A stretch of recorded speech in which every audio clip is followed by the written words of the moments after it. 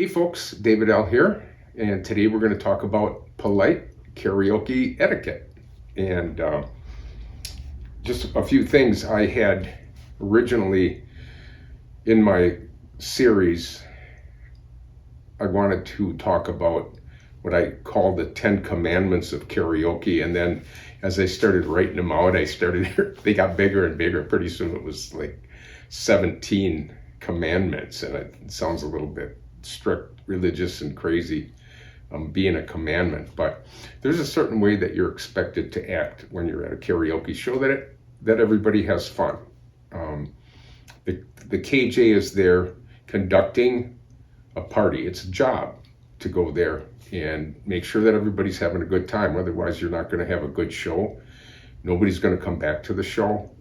And there's a number of things that the karaoke or KJ, karaoke jockey, also has to do. He has his own list of things that he needs to do to pull off a professional show.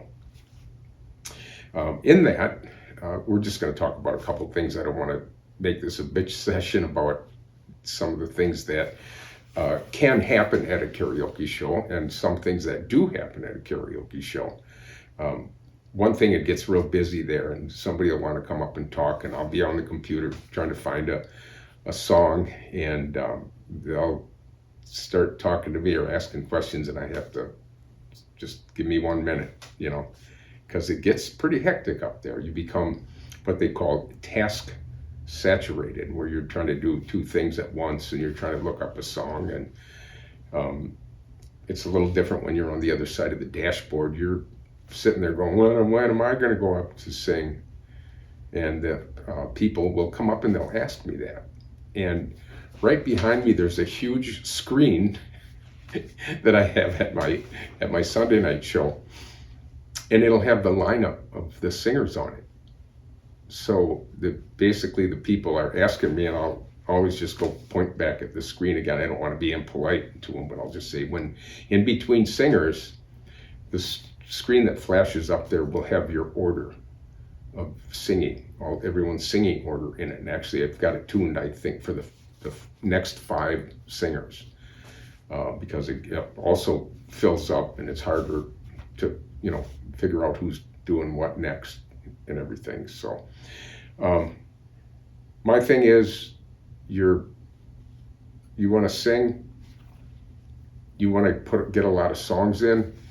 My thing is, I don't want to screw around between every song because it uses up time. So if I've got a roster of, the other night I think I had 26 or 28 singers in there, and if you don't get them through there fast, they're going to leave. They're going to know that they only get one song, and they're going to have to wait around before their second song, depending on when closing time is. So I always tell people, they're like, "Oh man, can you get me in?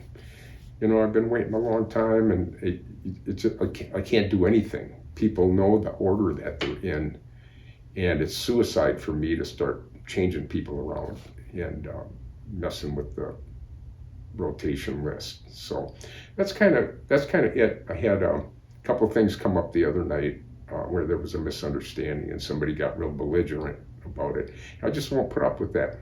I'm like, if you can't communicate with me in a civil manner, go sit down, drink some more beer, whatever.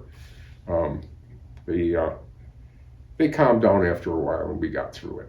But it's really makes a stressful job even more stressful. So I love what I do.